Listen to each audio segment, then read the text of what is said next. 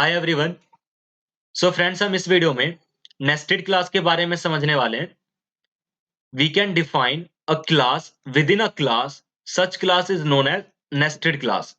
मतलब कि एक क्लास के अंदर अगर हम एक नया क्लास डिफाइन करते हैं तो ऐसे क्लास को हम बोलते हैं नेस्टेड क्लास। ओके।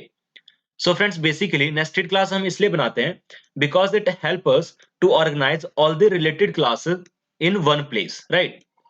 सो बेसिकली आप एडवांटेज बोल सकते हो कि नेस्टेड क्लास का ये एडवांटेज है कि ये जो है हमारे कोड को ऑर्गेनाइज करने में हेल्प करती है। सारे के सारे रिलेटेड क्लास को एक प्लेस पे हम इकट्ठा रख सकते हैं, राइट। और we can say that it makes our code more maintainable और रीडेबल।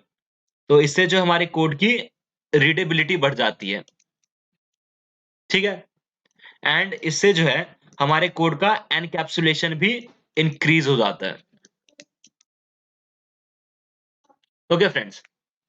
सो फ्रेंड्स, ये जो नेस्टेड क्लास है इसको हम दो कैटेगरी में डिवाइड करते हैं, स्टैटिक नेस्टेड क्लास और non static nested class. Basically इसका मतलब ये है कि लेट्स से ये जो है आउटर क्लास है और इस क्लास के अंदर हम जो है एक नया क्लास डिफाइन करते हैं। तो ऐसे क्लास को हम बोलते हैं नेस्टेड क्लास, राइट। तो अगर ये जो क्लास है ये नॉन स्टैटिक है तो इसको हम बोलेंगे non static nested class.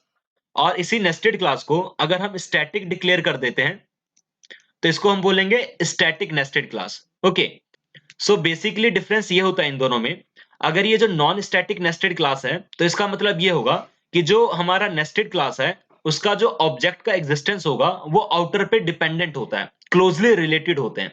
Whereas static nested class का ऑब्जेक्ट का एग्जिस्टेंस क्लोजली एसोसिएटेड नहीं होता है आउटर क्लास से। ओके। सो फ्रेंड्स, बेसिकली मैं ये कहना चाहता हूं नॉन स्टैटिक नेस्टेड क्लास के अंदर without the outer class object there can not be inner class object. मतलब पहले आपको आउटर क्लास का ऑब्जेक्ट बनाना पड़ेगा, देन आपको इनर क्लास का ऑब्जेक्ट बनाना पड़ेगा जो नेस्टेड क्लास है। ओके। लेकिन यही सेम चीज स्टैटिक नेस्टेड क्लास पे अप्लाई नहीं होती है। Object of static nested class is not closely associated with outer class object. Okay friends. Then ये जो नॉन स्टैटिक नेस्टेड क्लास है इसको हम फर्दर तीन कैटेगरी में डिवाइड कर देते हैं, inner class, method local inner class और एनोनिमस इनर क्लास। बेसिकली इसका मतलब ये है कि ये जो है आउटर क्लास है, ठीक है, इसके अंदर जो है हम एक नेस्टेड क्लास बनाते हैं। तो ये जो है इनर क्लास है, ठीक है। इनर क्लास का मतलब simple non static nested class होता है। और मेथड लोकल इनर क्लास का क्या मतलब होता है कि ये जो हमने नेस्टेड क्लास बनाया, मतलब ये जो इनर क्लास बना रखा है हमने ये वाला, ये जो है किसी मेथड के अंदर अगर डिफाइन है तो मतलब लेट्स से यहाँ पे एक मेथड है फन नाम का, ठीक है। ये जो मेथड है ये आउटर क्लास का है और इस फन मेथड के अंदर हमने एक नेस्टेड क्लास बना दिया है, तो इसको हम बोलेंगे method local inner class. Okay friends. Next है anonymous inner class. Anonymous inner class का मतलब होता है ऐसे नेस्टेड क्लास जिनका कोई भी नाम नहीं होता है। मतलब कि ये हमारा आउटर क्लास है, इसके अंदर जो है हम एक नेस्टेड क्लास डिक्लेयर करते हैं बट इसका कोई भी नेम डिफाइन नहीं करते हम। ओके। सो ऐसे क्लास हम क्यों बनाते हैं और कब बनाते हैं ये हम नेक्स्ट वीडियो में समझेंगे। अभी हम स्टैटिक नेस्टेड क्लास का प्रोग्राम देखते हैं एक। ओके। सो फ्रेंड्स, यहाँ पे हमने एक आउटर क्लास बना रखा है और यहाँ पे हमने एक वेरिएबल डिक्लेयर कर रखा है स्टैटिक इंट, ठीक है। और ये एक हमने इंस्टेंस वेरिएबल बना रखा है y, एंड देन उसके बाद private static int z। Okay. And then ये जो आप देख रहे हो हमने एक क्लास के अंदर एक नया क्लास को डिफाइन किया है, तो ऐसे क्लास को हम बोलते हैं नेस्टेड क्लास, राइट। और इस क्लास को हमने स्टैटिक डिक्लेयर कर रखा है, तो ऐसे क्लास को हम बोलेंगे स्टैटिक नेस्टेड क्लास। एंड इसके पास जो है एक मेथड है शो नाम का। देन हमने क्या किया है मेन मेथड के अंदर इस नेस्टेड क्लास का ऑब्जेक्ट बनाया। तो ये जो इनर क्लास है नेस्टेड क्लास, अगर हमें इसको एक्सेस करना हो तो आपको ऐसे लिखना होगा outer class dot inner class dot nested class, मतलब ठीक है। तो डॉट ऑपरेटर से आपको एक्सेस करना होगा और यहाँ पे जो है हमने सीधा इनर क्लास का ऑब्जेक्ट बना दिया है। अगर फ्रेंड्स ये जो नेस्टेड क्लास है अगर हम इसको स्टैटिक डिक्लेयर नहीं करते हैं तो जो हमारा इनर क्लास है इसका ऑब्जेक्ट बनाने से पहले हमें आउटर क्लास का ऑब्जेक्ट बनाना ही पड़ता, ये कंपलसरी होता है अगर हमारा नॉन स्टैटिक नेस्टेड क्लास होता तो। ओके। लेकिन ये जो क्लास है ये स्टैटिक है। सो स्टैटिक नेस्टेड क्लास में क्या होता है कि इसका ऑब्जेक्ट का एग्जिस्टेंस स्ट्रांगली एसोसिएटेड नहीं होता है आउटर क्लास के ऑब्जेक्ट से। इसलिए हमने बिना आउटर क्लास ऑब्जेक्ट बनाए ही सीधा इनर क्लास मतलब कि स्टैटिक नेस्टेड क्लास का ऑब्जेक्ट बना लिया।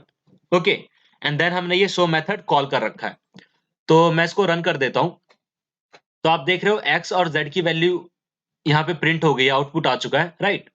सो फ्रेंड्स आप देख रहे हो कि एक्स और जेड को हमने स्टैटिक डिक्लेयर कर रखा था, फिर भी हम एक्सेस कर पा रहे हैं नेस्टेड क्लास के अंदर।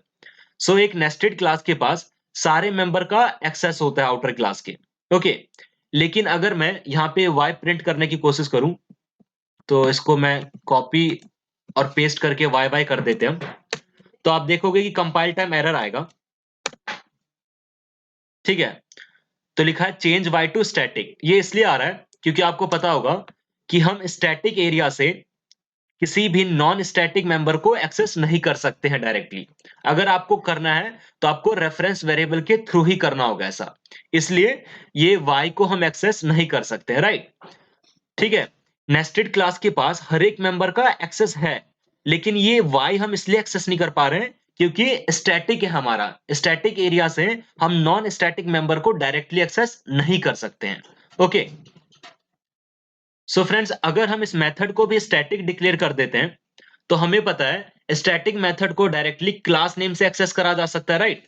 तो ये चीज मैं कॉपी कर लेता हूं, आउटर डॉट इनर क्लास, ऐसे करके लिखना होगा हमें इनर क्लास को एक्सेस करने के लिए, right. Outer class dot inner class, और इसका जो मेथड है शो। ठीक है, तो इसको मैं कमेंट कर देता हूं और इसको हम रन करते हैं।